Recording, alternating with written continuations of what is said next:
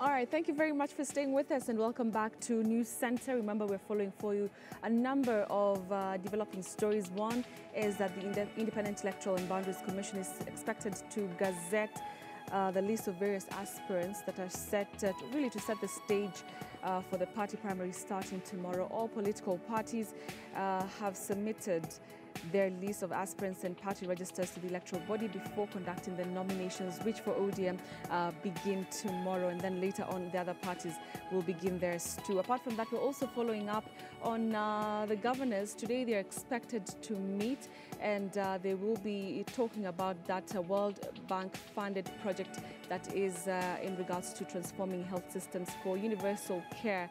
And crucially, however, they will be meeting to talk about the collapsed IFMIS system that has really affected workers across all the counties. All right, so let's come back to our discussion earlier. And remember, we also want you to be part of it. We're asking you if you feel that the party primaries will be free and fair. As a Kenyan, we'd like to hear your thoughts on this one. Hashtag News Center or at Betty M. Kalo is how you can reach me on Twitter. Let's continue that conversation here in studio. And I have Felix Odhiambo, who's the Electoral Law and Governance Institute CEO. And I also have Ambassador Jack Tumwa, who is also a former ECK commissioner. Thank you for staying with us. Thank you. So now that we've set the stage for hopefully what will be a credible, a free and fair nomination process, let's talk about the disputes that will probably arise. And we're expecting many because, like you mentioned earlier, this is high stakes. Are we ready to sort the issues that will come out, first of all, in a very fast way because of the timing, and looking also at the political parties tribunal, is it really ready to handle some of the issues that will be coming up? Well, I think they are. And I've had the privilege in the past to work on the strengthening this electoral dispute resolution mechanism in this country. And that is working specifically with the judiciary and with the political parties dispute tribunal. The only good news in this country and the only entity and organization that seems to be prepared and seems to understand the magnitude and the implications of the elections that we are faced with is actually the judiciary. And I think, unfortunately, because they are usually so behind the scene, they are all in strengthening the electoral process is usually not very well pronounced. But I can say without any fear of contradiction that we have the right leadership at the judiciary, and the Judiciary Committee on Elections, headed by Judge Pogoli Msaga, and the Political Parties Dispute Tribunal has actually done a lot of good work. Now, this is how the disputes, the pre-election disputes are structured. Number one, at the first instance, political parties will be expected to invoke their own internal dispute resolution mechanism. What you alluded to earlier, for example, by the ODM dispute committee summoning certain individuals to appear before them. That is how it is supposed to be structured. And then at the second instance, then the political parties dispute tribunal will be seized of the resolution of every dispute at the pre-election stage. What it means is that every dispute that is going to arise as a result of these nominations that are beginning tomorrow will actually be lodged with the political parties dispute tribunal. Now, after that, at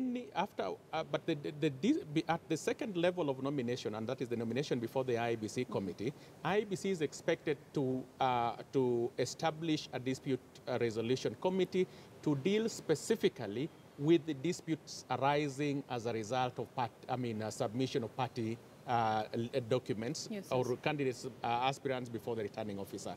And thereafter, of course, is the post-election dispute, which will be dealt with by the judiciary. And there have been questions about IEBC's involvement in the whole process of dispute resolution. Do you think this timing is right? And is IEBC, because they seem like they're so busy and they have so much to handle, is this one of the things that we want IEBC to be dealing with right now? I don't know. One, IBC has said, I think there's given 30 days for this dispute to be sorted out. And there's going to be an influx of these disputes.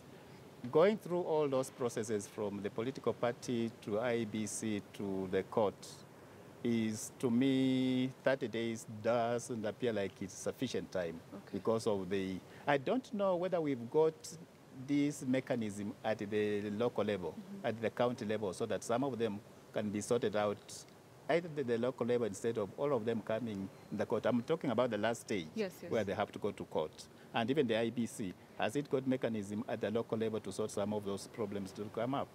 IBC, and I said it, I think in this studio, that it was unwise for it to be involved in the party primaries. I know the law requires that if the party asks, IBC is under obligation to do that. But I think it was wise that they diplomatically pulled out of that responsibility. Otherwise, they would have messed themselves up. In your commission, what was the situation, just to get what was we had some form of resolution, and they helped us from the NDI, but ours was local. We used to handle the matters locally within the IBC, within the ECK. But it didn't work very well. We had many cases where we fined people. We had many cases where we warned people, but it never had any effect. Those we fined, we didn't have the mechanism of enforcing those fines. The teeth that we would have required is that there is a quick mechanism, and the penalty is so severe to the extent that if you are found, and within that time of the voting, if you are found guilty, you are barred from participating in election. That thing has never come up. That's severe. Well, I've also equally maintained a clear position that IBC should play very, very minimal role in the resolution of elections disputes. Unfortunately for us, the first commission under this constitution, the Amedizak Commission, actually believed that they had, and the Constitution and the Elections Act actually gave them powers to determine disputes. But for the reasons, one of which you've said, that they don't have the time. Managing 6 elections is not child's play.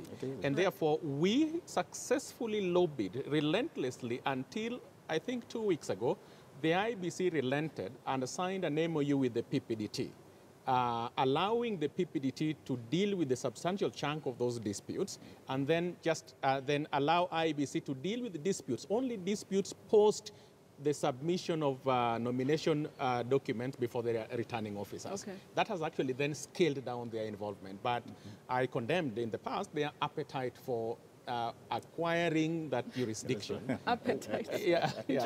In the last, in the last commission. But I think the judiciary is ready. That I can tell. You're very confident about the judiciary. All right, thank you very much, gentlemen, for your time. Ambassador Jack Tumo, who is a former ECK commissioner, and of course, the Electoral Law and Governance Institute CEO, Felix Odhiambo. Thank you very much for your time. All right, so we'll continue with our coverage, and this time we're talking about another political outfits and political